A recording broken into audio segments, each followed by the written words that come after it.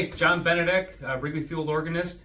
You're watching Around the Piano with Tim Paul at 216 Creator Studios.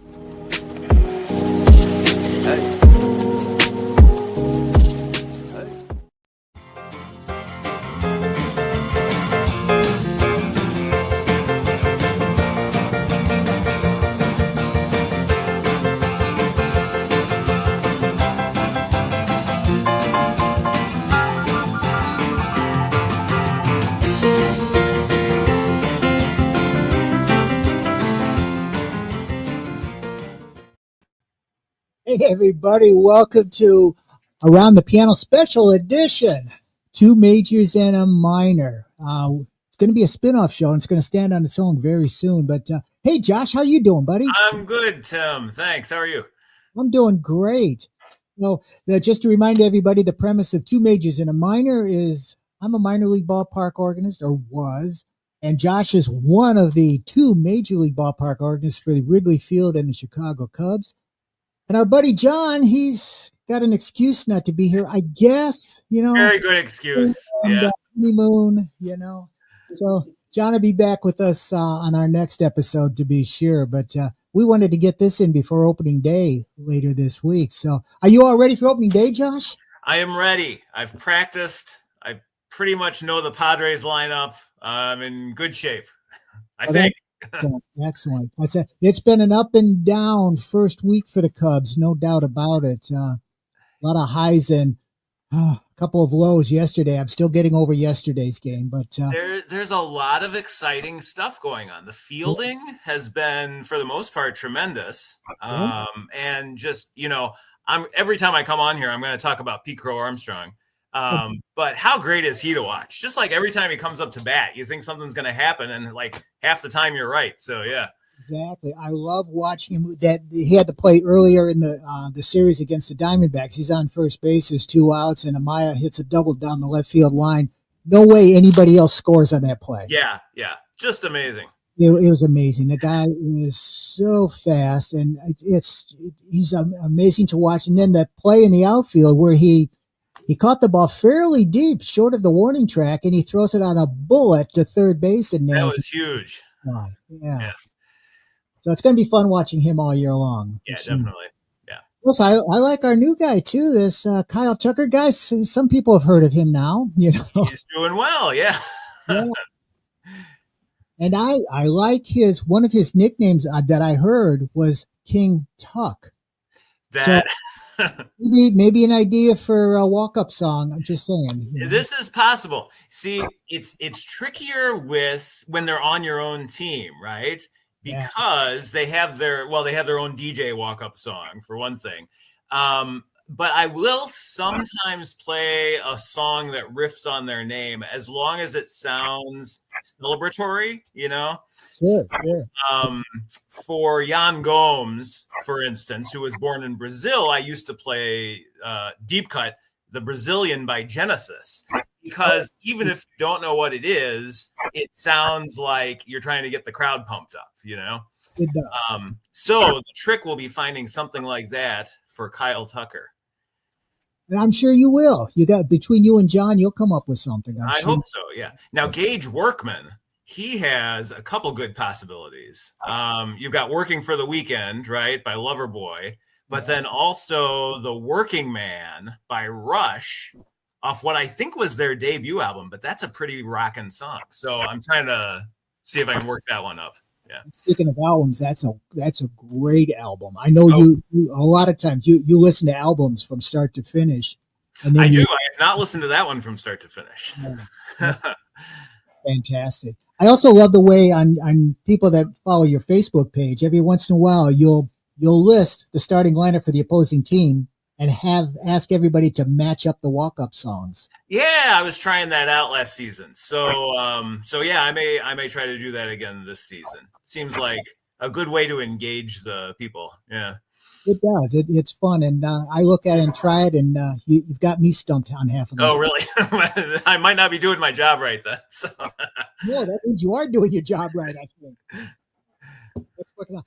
There was one thing I wanted to chat about today that I thought was interesting, going back in Cubs history on how the Chicago Cubs got their name. Yeah. They went through a lot of names from the beginning, and the name Cubs originated, I guess, somewhere around 1902. I know it came from an article on the Chicago Daily News. There was a reporter named Fred Hayner. Okay. And, the name, I guess, refers to a young and experienced roster of Chicago's National League team, and for many veteran players that left for the newly formed American League around that time. Uh-huh. From what I understand, back then, now there's high school, they call varsity, junior varsity, sophomore. But back then, they just called it varsity and a Cub team because that was the. Okay, yeah. So it was interesting. That sounds like how that came about. But are you aware of some of the other names that they called the Cubs back then before There was that? the White Stockings, I know, right? From the very beginning? Yeah. Like that's the most the best known. And I saw this. There was also an unofficial Black Stockings. Like, yeah. Why were they both the White Stockings and the Black Stockings? Was that just like a derogatory nickname that people would give them, or? I wish there was somebody alive from that era that we could ask. We could and find out for sure. Yeah. But I have a feeling that from things that I've read that it actually began because that was the color socks that they actually wore. So that's that makes sense. The past. Yeah. What I love about that is that it was such a different era of gameplay, right? And just like it was so much looser, so much more relaxed, like unofficial. I mean, we've had one name change recently from the Indians to the Guardians, but aside from that, everyone just, tends to keep their name, and it's a very like official thing. Whereas here they got saddled with this nickname, and then it was Chance, right? Decided, hell, let's make it official. So yeah. But I think they did okay doing that. It's worked out fine. Yeah. Such a different era. Yeah. So I actually have a surprise question. Oh, Drew's got a surprise question. This is our segment where we go into let's quiz the baseball people on some shit. This is not. Go for it. Okay, so this is, you guys probably know the answer to. What is the number one no that you put on a Chicago hot dog? Ketchup. Now, why? Ooh. I'm going to say because it doesn't fit the flavor profile of the rest of the ingredients, but that's probably not true. So back in the day, ketchup was used to cover up the taste of spoiled meat. Of what? Spoiled meat? Spoiled meat, right. So that's why there is a rule in Chicago. Back in the, first of all, ketchup's for children. Right. True Chicagoans know how their hot dog is, right? Oh, yeah. What is everything on a hot dog in Chicago? How is it prepared? I'll start with mustard. Okay. That neon green relish. There you go. Yeah, which isn't real relish, by the way, but that's okay. What else you got? Onions. Yeah. Pickle. Yep. Want to say peppers? Sport peppers, yes. Okay. Celery salt. Yes. We're missing one ingredient. A bun. Well, buns for sure. Okay. Tomato. Tomato for sure. And then a steamed bun. That's right. Steamed bun. That's Poppy awesome. seeds. Poppy seeds steamed bun. Josh, you win the big prize. Woo! Poppy seeds. That's awesome. Right. Well, that is our trivia question for today. And before I hand it back to you, hey, listen, folks, if you like what you see here, go to the YouTube on the old Google box there. Go to 216 Creator Studios. Make sure you click that live tab, like, share, subscribe, and ding the bell for future notifications.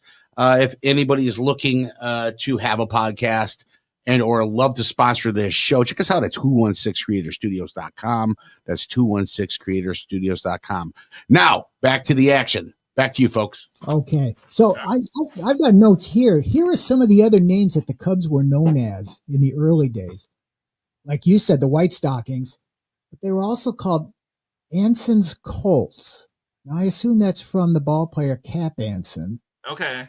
Why Colts? Again, I wonder if it just has to do with the same thing like the Cub. Back then, they were not the young ones, young guys. They were also called the Orphans, which depending on how their season goes, that may be what I call them this year. We'll see. Yeah, we need an oral history of that name. How do you come up with that? Love to know the history of that. So anybody watching out there, if you want to do some research, we'll talk about it on the next episode. Oh, now there's this is the glove that Drew used because he played for the Cubs in 1902. Yeah. I love that. That's old school right there. That's very old school. Wow. You know, you use this. That would sting at 100 miles an hour the way they hit the, loved. you know, well loved. Yeah. I can't even get my hand in there. I like how it doesn't fit his hand. Yeah, it doesn't. You know, I'm going to bring him. I've got my glove from when I played in Legion Ball way back when. I'll bring that next time. Yeah. I think they were talking about this at one of the games recently. Doesn't Dansby Swanson still play with like a glove that he's had for a decade or something? He does. He doesn't want to change it. Or I think he breaks in a new one every year, but he doesn't use it till the following year, something like that. Okay. We'll have to. That'd be a good question for down on the field sometime. We should ask him that. That's a. You know, why don't you talk to Dansby and see if he can come on the show, and we'll ask him that. I'll do my best, but I might need to wait until the next Cubs convention. That's when I actually get closest to people. So yeah. And you know what? You bring up the Cubs convention. We haven't had an episode since then. Tell us what went on at the Cubs convention. What was your take from it? Oh, it's always a good time. We can't make it to many of the presentations because the way we've set up our schedule, we're like on an hour playing in the lobby of the hotel and then off an hour. So during that off hour, we can roam the hotel, see a panel or something, you know. So I did get to see, I think it was like the top prospects panel, and I'm going to blank on what the other one was. But anyway, it's always a good time to see that. Sometimes, yes, I will be standing like perilously close to actual Cubs in a hallway or something. Haven't talked to him yet or anything. But it's great to see all these fans and like people I've gotten to know over the past Cubs conventions. There's this guy, Mark, who always comes and hangs out for a while. People will want to sing karaoke songs around the organ sometimes. Wayne Messmer is sitting in the lobby, you know, near the organ. Just people come up and say hi. So yeah, it's really great. Just a good convivial time. Yeah, I really want to go to one of these conventions sometime, but it always happens the same week as our trade show convention for the music industry. Okay. So I haven't. The NAMM show. That's okay. Yeah. You'd love going to that. Maybe one of these years, if it doesn't appear at the same time, you head out to a NAMM show. I began my college career as a music enterprises major at Valparaiso University, and my advisor was very keen on me going to the NAMM show at some point. But then I changed my major to composition and never went. So never went. Yeah. Well, you would love it. It's wall to wall music. There's so much going on. It's just it's a fantastic thing. It'd be great to have a ballpark organist there. That they haven't had. Yeah. That's interesting. So then so after the convention, you mentioned Wayne Messmer. Now Wayne has actually been in our studios here, actually this very studio here, doing some voiceover book reading. Yeah, a couple months ago. So we're hoping he'll be back here again doing some more voiceovers for us. But Wayne's a great guy too. Yeah, he's a great guy. Love talking with him. In fact, maybe we'll invite him to be a guest on. Oh yeah, it'd be awesome. Well, as you prepare for opening day, what time do you have to get down there in the ballpark on opening day? It's this Friday. Okay, so gates will open, I'm assuming 2 hours before. I should probably look this up. So 11:20. John and I will take turns. We usually play like 3 songs and then let the other one play 3 songs, for the pregame concert kind of thing. I will probably get there at least an hour earlier, just to get situated. They have a practice this week where they go through the new between inning features. And presumably we will play on one of those features. I cannot attend the rehearsal, unfortunately. So I'll want to get apprised of that just to know like what our between innings look like. But yeah, hour before gates open, and then the gates will open, and then we'll be off and running. And John and I will trade innings. So I forget if I'm odd or even this year, but whichever. Yeah. That'd be fun. So if it's not a secret, do you know who's doing the 7th inning stretch for the opening day? I do not know. Nope, no idea. That'd be fun then. We rarely know before we get to the ballpark. There, I guess there have been a couple occasions, probably when Miguel was going to sing, Miguel Esparza. I knew then in advance that he was going to do that, but it's very rarely that I know who's going to be singing the stretch. Now, when you find out, do any of the guest conductors ever want to do a rehearsal with you beforehand, or do they tell you a key, or do they just wing it on whatever you do? I default to D. And if the person is a singer that I know is going to have an opinion, like Stephen Colbert or Craig Robinson last season, then I'll ask them, is D good? And generally they just say yes, and we just do that. Sometimes you get, someone who doesn't sing a lot, and they're just having trouble with D during that rehearsal. And so then I'll kind of change it up and find a key that's more comfortable for them. Yeah. But really, what I discovered early on is that I'm not playing for them as much as I'm playing to accompany the stadium and the fans. And that or E flat is like the most comfortable key, I think, for people to sing in, because the high note is an octave above, so sure. Most people can hit a D. Yeah. That might get that. And we're going to test Drew at the end of the show today. Right.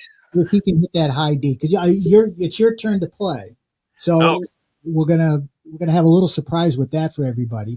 But we'll see if D or Drew can hit the high D. I have no doubt. Well, check. In fact, we'll have Nick is here now too. Nick is also a producer here at 216. Oh, hey, hi Nick. Hello. How you doing, Josh? I'm good, thanks. So. They will also be the backup singers for the conductors here today. So we'll see how that all comes out. Very good.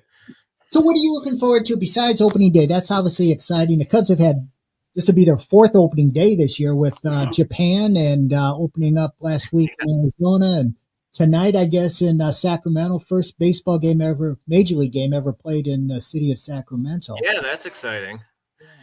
I'm looking forward to, at the end of the month, I'm playing for the games against the Dodgers and the Phillies. And despite our poor track record against the Dodgers so far this season, these are two of my favorite teams who are not Cubs to watch in action. The Dodgers, just because they're so good, so deep. Ohtani is there, once in a lifetime talent. So that's good to see. And the Phillies are just an amazingly fun team to watch. Every one of them looks like he wants to beat you up in a bar. And they've got all this hair, rough looking guys. And a couple former Cubs. So it's always good to see them. So, yeah. It's tough to watch Kyle Schwarber hitting home runs in another uniform. It is. Yes. He's doing very well. We'll sure use him back. But that's another story for another day. Well, we'll see you on the 22nd because I'm bringing my 12-year-old nephew, to his very first Wrigley Field night game. Aha! He's excited to see Mr. Ohtani. Oh, yeah. Yeah. So that'll be fun. I think for the amount of fans that he's bringing to the games, he has been worth every penny for the Dodgers. Well, he's the Babe Ruth of this era. Yeah. No question about it. He's every bit the monster home run hitter. Plus, he pitches like Babe Ruth used to do. Babe Ruth is he? I haven't heard. Is he going to pitch this season? I assume so. I heard that he is going to be pitching. I don't know that he has pitched yet, but I heard that he is going to be back on the mound this year. So. Well, that's cool. So if you can arrange it, maybe if you could call up Roberts at the Dodgers skipper and see if he could pitch the night that I'm there and you're there, and it'd be kind of nice, You're assuming I have a lot of powers. I do. Well, look. I really do not. Well, obviously, I have a little more power because look, I'm already sitting in the booth. I know. Yeah, you're usurping our place there. Plus, you've got like a whole extra table and everything set up. So, You know what that looks like? Is that the old organ? That's the old organ there. Isn't that in the picture? the organ. Is that the Okay, new- so that is not the organ that we currently use. That's correct. We have a bigger one now. Yeah, that's the old one. Okay. Well, we'll have to get that fixed up too. Drew put in the old organ. You know, what can I say? Yeah. Blame Drew. Still works great. That's what we play at Cubs convention. They take it out of storage and we play it, and all my old presets are in there. So yeah. So, that's cool. I So, wanted to put in the organ where time made sense. where time made sense. I like that. Yeah. When time does make sense there. Yeah. So I ran into somebody, and God bless, I cannot recall her name, but she actually knew the organist before Gary Pressey. Oh, really? Yeah, Frank Pellico Okay. was the organist in the 60s. I think Gary took over sometime in the 70s, if I recall. I could have that off, so people would have to fact check me to let me know. And Drew's doing that right now. But, Well, let's see. 33 seasons, right? And he retired in 19. So what would that put him at? Is that 86? yeah. So it would have been Frank Pellico before that. Who's going to fact check this? Is that true? Yeah. So Frank Pellico is before that. Now he had an interesting style too. You recognized it immediately. Oh, yeah. Gary Pressey had a distinctive style, and some of it was the presets on his organ, because he played the organ that's in our photo now is the organ that probably Gary played for most of his tenure with the Cubs. Okay. And but talking about that, both you and John have a distinct style, and I think, I notice, but I think people notice, they can tell, oh, Josh is playing today, or that's John. We can tell by some of the things that you guys play regularly sometimes. Okay. And so it's real interesting. I think that, most people just watch baseball for the baseball.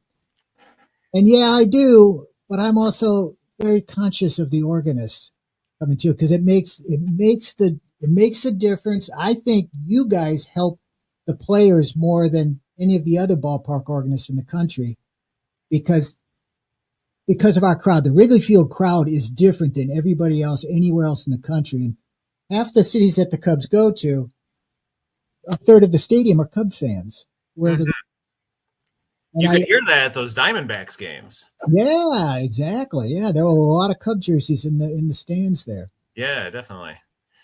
And yes, I like you am also listening for the organist. Of course, like we have, occupational experience guiding us in that, but there are fans who will tell us, at like meet and greets or whatever, Cubs convention, like we're always listening for you guys, trying to figure out why you're playing, what you're playing, so that's really good to hear. It's nice that people are pinpointing like our stylistic tendencies. I don't know what they are really, but I always kind of trust that stuff to settle it. It'll settle itself out. I don't think you put it into how we play. It's just the sound.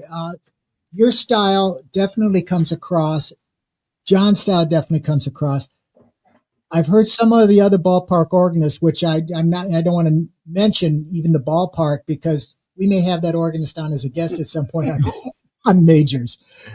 Minors, but I've heard some ballpark organists where it just doesn't, they play the 6 notes, da da da da da da, and that's about all you hear sometimes, So you guys are creative, so creative with it.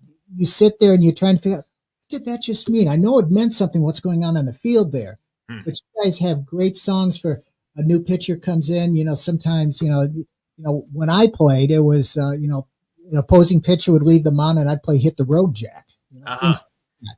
But you guys are very creative about some of the things that you do, about what's going on the field and how it ties in with it. And you're very quick to pick up on it. And I realize some of this you've got in the back of your mind. If this happens on the field, I'm playing this. Right. Yeah. We're always imagining like 3 different scenarios in advance when we watch the game. Yeah. Well, I'd like to say that Cubs fans are probably some of the most devoted fans in baseball. And I, Josh, you said it right. Maybe because there's an industry thing there to where you guys are listening to the organists as well. However, I want to say the culture is very family. So for the good, the bad, the indifferent, Mm-hmm. The organists make you stand tall, regardless if it's a good game, if it's rough on the Cubs. You guys stand tall no matter what. Mm-hmm. It's like I said, there's some of the most devoted fans out there. And without the organists pushing and the passion that goes behind it, I think that's what makes it different for me than some of the other baseball teams and their organists as well. And also just really knowledgeable fans, like about the game and about historical moments. Like I want to say a moment last season, it was possibly Justin Steele's complete game. Was that at Wrigley? I'm trying to remember. Wrigley. Yeah, he did have a complete game. Yeah. And like, generally the production team, when it gets to a moment late in the game and something like that is going on, they have methods of working the crowd up. Like they'll flash on the screen, Justin Steele's the first 8 inning, the first time he's gone to 8 innings since whenever or something, to get people primed for the fact that they're about to witness a complete game. But they don't have to do that because at Wrigley, people just know they're keeping track. They know Justin Steele is pitching a complete game and they get excited on their own. So that speaks highly of the fans, I think. That's very true. And I'll also say that like the differences that you're pointing out among like organists at different clubs, a lot of that comes down to the production team. Like we are blessed at Wrigley that the production team really prizes the organ music and knows that the fans prize the organ music. And so they give us a lot of leeway, like just lots of opportunities in the game to play, lots of chances that the organists at other clubs might not have from their production teams. I just don't know like how the behind the scenes stuff goes on. But, entirely possible that those organists are chomping at the bit and, would really like to play in some different scenarios too. Well, now, and that brings up a good question too, a great question. How much leeway do you actually have? Can you insert something, you see something down on the field in between, or do you have to wait for a director to say, go to? It depends on the situation. If it's something unusual, like an injury or a fight, I will generally hold off until I get direction to play something there, just because I don't want to do anything distasteful, I guess. But if it's something fairly routine, like, well, a double play is not routine, but if a double play happens or any kind of out really, or, a foul ball, then I'll just launch right into it and we don't have to wait for a go ahead on that. Yeah. I like what you guys do when there's a foul ball, it goes back in the screen and it trickles down the net back towards home plate. Foul ball straight back. I missed what you said there. It's okay. I like it what you guys do when there's a foul ball directly behind and it lands on the net and it rolls all the way back down the net back onto the field. Oh, that must be something John does. It must be something John does, but he does something where he rolls the notes down as the ball's rolling down. Oh, that's good. Yeah, I may have to steal that. Yeah, absolutely. Sorry, John. It's not here to defend himself. No, whatever we want to talk about. That's right. So, what do you want to tell about John since he's not here? Oh, yeah. Oh, I steal from John all the time. Yeah, that for what looks like it'll be the most inside pitch during the game. I'll play the Close Encounters theme just because I heard John do it. And I thought, oh, that's really good. So, yeah, up on the housetop, if the ball hits the roof of the stadium, yeah, he's got a lot of good stuff.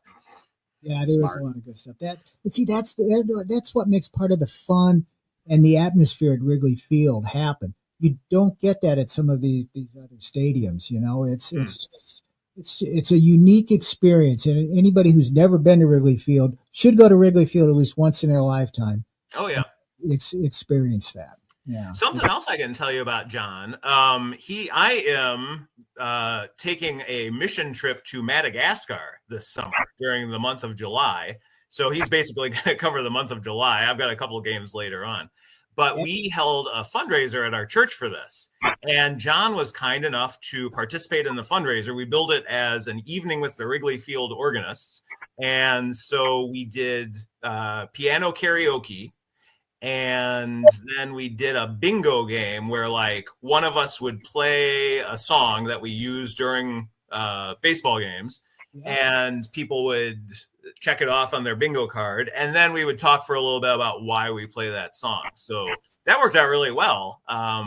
There was dinner and everything, and we raised $4,000, over $4,000 to help fund this trip to Madagascar. So yeah. I was very appreciative of John for doing that. He's a good guy. He will always be there for you if you need him for anything. Yeah, he's that kind of guy, especially for a mission trip like what you're doing. Tell us about the mission trip a little bit. How did it come about? What are you going to be doing while you're there? Well, we have our parish. This is St. James the Less Episcopal Church in Northfield. Has a long-standing relationship with several parishes in southern Madagascar, which is just a very poor area of Madagascar, mostly rural, and far away from any city hubs. And so we have members of our parish who have been going over there for more than a decade at this point, I think, and just gradually befriending people in the Episcopal diocese there. And one of them, it comes from the financial world, and so he'll help with the diocese accounting. He'll help with the accounting. Another one is all into needlecrafts, and so she's got a bunch of great projects that she works on with the women there. And they're bringing me over now as their music director, the church music director, to help lead a conference of the diocesan musicians. And so what that fundraiser is going to be funding is the transport of these parish musicians, sometimes multi-day transport, to get to the central diocesan hub in Tuliar, Madagascar. And we're going to have this conference, and they're focused on working up a repertoire of native Malagasy music. They have a lot of like Western hymns that came from missionaries, so like How Great Thou Art and that kind of stuff. They're working on building up their repertoire of locally written music and then disseminating that music among the different parishes, hopefully leading to a hymnal, like a Malagasy hymnal in the future. That we won't get there on this trip, but hopefully this will lay the groundwork for it. So, yeah. Well, that sounds exciting and inspiring. Maybe after you get back from the trip, we'll have to talk about that. Yeah. I'm sure I'll have stories to tell. I'm looking forward to it. Well, I think you should do one thing though. While you're with them, you had the choir. I think you should have them all sing "Take Me Out to the Ball Game." I wonder what that would be a good test, actually, of how well can we teach one another songs, right? I think that'd be a great thing and create some new Cub fans down there. Right, too. yeah. Well, I don't think Jack Norworth from 1908, who wrote this song, would really care or have it copywritten. He might in not order now. to. Yeah, I think that's probably in the public domain by this. Yeah, that's got to be public domain at this point. In Like any Happy key. Birthday. Like Happy Birthday. Yeah, exactly. That's great. Well, that's fantastic. Well, anything that you want to talk about? We didn't have a chance to chat a lot today before we went on. Is anything new going on that we should be aware of as we head into this new baseball season? Oh, what is new that's Well, going Madagascar. Hmm? Obviously, you're going to Madagascar this later. Huh. No, aside from what we were talking about before, like between inning stuff that would only affect, the organists really. I can't think of a lot that's new to the game this year. The pitch clock a couple seasons ago was huge, and I imagine they will start having the robo strike zone in the next 5 years. I don't know, but they were using it in spring training this year. yeah. I don't know how I feel about that. And part of me wants to say, no, it's tradition. If the umpire messes up, the umpire messes up. It's part of the game. Mm-hmm. Again, if I see the call against the Cubs, I just go bananas. Right. Yeah, I'm with you. Partly I think like having that little rectangle on the TV hasn't ruined the game, but it has led to more discontent with the game, I think. Absolutely right. Because I agree that the catcher framing the zone and the pitcher seeing what he can get away with, that's all part of the game. And to just turn it into a rectangle seems counterproductive. But it kind of does. Yeah, it kind of does. I think I'd rather just leave it up to the human umpire, as long as it's not Angel Hernandez. I'd leave it up to the. But I have been wrong before. I was skeptical of the pitch clock until I saw it in action in the minor league and thought, wow, this is really great. And then in my view, having the pitch clock in MLB has been a great leap forward. Not only because I get out of there quicker, but I think it just improves the pace of the game, makes the game more exciting. So I'm okay with that. At first, I was opposed to that too because I always want to go for the tradition. When I go to the ballpark, I don't care if I'm there for 4.5 hours; it doesn't matter. But I understand. It does speed up the game and it keeps the action flowing. Yeah. The only rule that I still disagree with vehemently, though, is the extra inning rule where you start out with a runner on second base. Manfred Mann. Yeah, you wait to second base. You don't just start there at second base. Is that a minor league thing? No, they do that in the major leagues now for a couple of years now, and I don't know if that rule's still in effect for this year. I know they were reconsidering it. Oh, really? I haven't heard. I was assuming it was still in effect, but I haven't heard otherwise. I think it was a product of the pandemic, right? Because they didn't want people to linger at the ballpark for too long. I think that was it. Yeah. What are some of the differences that being a minor league organist and a major league organist have? Differences between minor league and major league. Well, for me, I guess as a minor league organist, you can make more mistakes and it doesn't stand out because nobody's going to remember. We're not being televised. Do you have more freedom? Yeah, I think we had more freedom than you had. I didn't have to listen to a director or be told when to play or not play. I just played when it felt appropriate. Well, that's anyway. That's me anyway. Yeah, you could just be breaking the rules of that. Yeah, well, I did. Well, you know the story. We talked about that on a previous podcast where I got thrown out of a ball game at the end of the game for playing Three Blind Mice, which I never stooped to doing. No. Oh. The stones on this guy. Just, yeah, I'll tell you. Goodness gracious. It was well worth it. It was worth it because I can claim to be one of 2 known organists to have ever been thrown out of a baseball game. That is a really nice claim to fame, actually. Yeah, I mean, right? You made the books. That's don't get canceled. You just started this show. Yeah. But I did. The ballpark.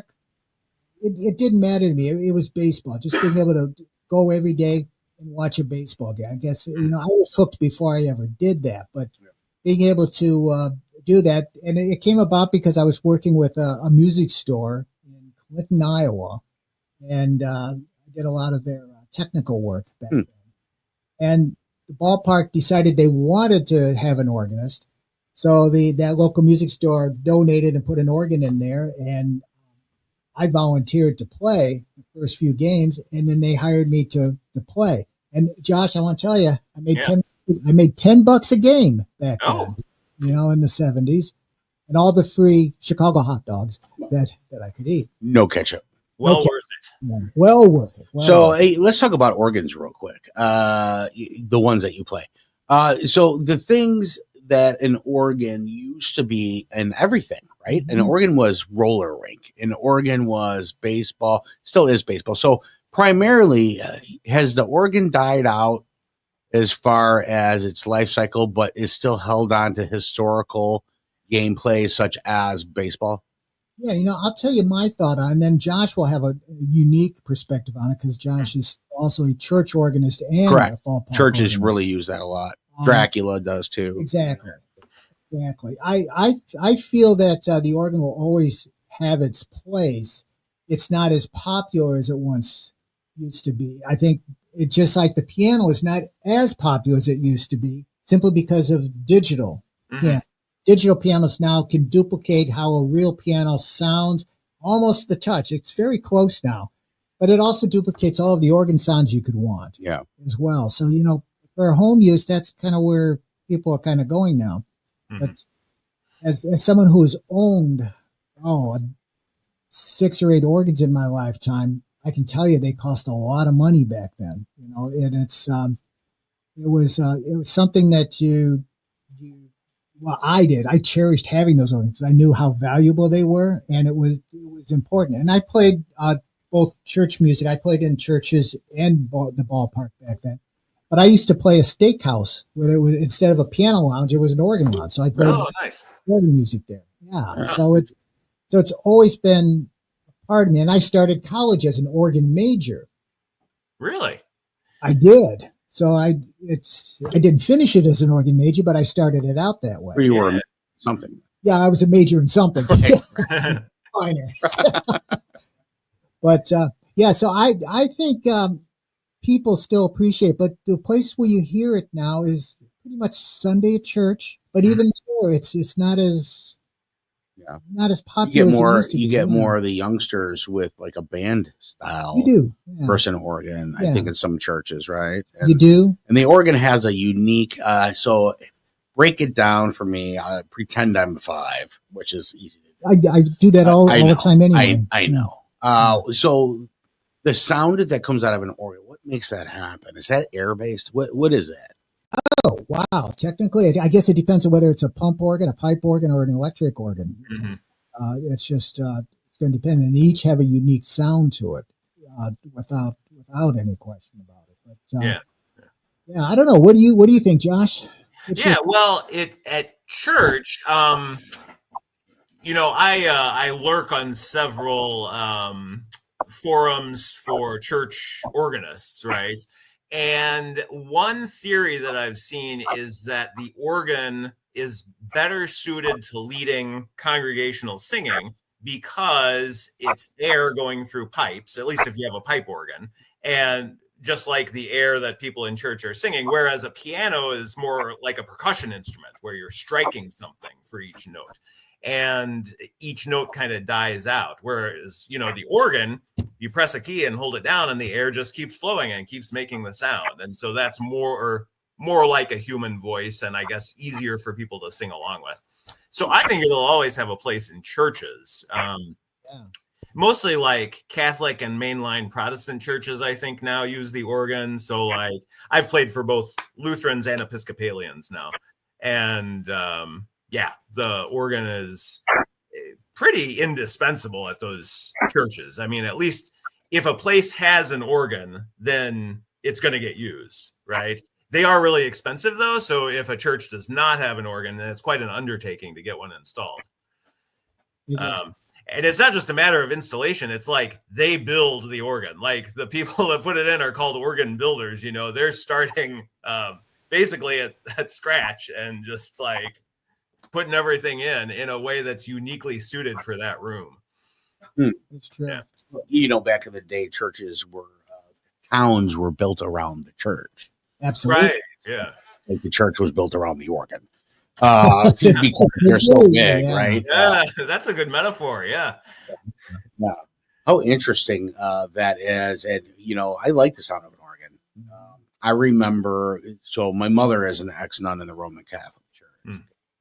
She, when I was little, bought me an organ, but it was a little mini organ that, I don't know, probably like this, right? Right. And you would plug it in. Yeah. And it was the coolest of little things. Now, listen, I don't have that thing anymore. And who knows what that would have been worth in today's society just because organs are, a little more on the scarce side of things. But how cool would it be to where it's, you go to certain places and while you wait for things, it's organ music. Your organ music, I think church. I think roller rink, and just be offset, I think Dracula. Because everything in the castle, right, and the vampires, right? Yeah. There's organ music that set that tone, right? What it says, it sets the organ can set a mood for many things. And it's perfect for baseball. Yeah, absolutely. I agree. Well, and the most famous organ of all, though, has been heard on millions of recordings from the 50s, 60s, and 70s on, that Hammond B3 sound. Oh, yeah. Have you ever had a Hammond B3, Josh? I have never played one of those. No. Really? No. Wow. You are young. I guess so. Yeah. I just run with the wrong crowd. I only played with the Hammond B4 and 5. I don't know what we're talking about here, so you should my knowledge on instruments. Well, the B3 is the most famous Hammond organ of all time. It literally was used on so many recordings. All the recording studios had one. Wow. So many people played it from. Remember Isaac? Oh, you don't remember Isaac Hayes either, Josh. I remember Isaac Hayes. Oh, yeah. Stack Studios. Yeah, they had a B3. Yeah. They had a beautiful B3. In fact, I was down there many years ago touring the studio there, and it was amazing because I saw the B3 that Isaac Hayes actually played. Oh, wow. It was exciting to me. I don't know how many people would be exciting to, but I was excited to see that. I would be excited. So there's still that organ out there, but I think you associate it mostly with Wrigley Field, and that's okay. So opening day right around the corner. Josh will be there. It's going to be amazing. We'll be watching. John's going to be there too. So after the game, I'll tell you who played first and who played second, because I'm going to recognize your style. Okay. Yeah. I'm curious what your clues will be. That's right. They're on third. That's right. We'll do it. As long as you guys got to bring home a victory on opening day, though. We'll do our best. Okay. No, you got to do more than your best. You got to guarantee it. All right, there's a Cubs. There's a Cubs fan for you right there. You better do more than your best. Yeah. Well, I'm gonna flip out of the organ studio here in just a second, but before we sign off again, we're going to do what is a tradition on Two Majors and a Minor, and we've got a couple of guest conductors that are going to come on with us as well today. So. Josh is going to play. It's his turn to play. We alternate. And there we go. There's the organ. It's a mouth organ. I'll be bringing this to Madagascar. Yeah, I don't know how to feel about that. Well, just all right. You guys ready? Yeah, come on around. Okay, you're going to count it off? Yeah, go ahead. Who's going to count? We'll count it. Give it one. Shake.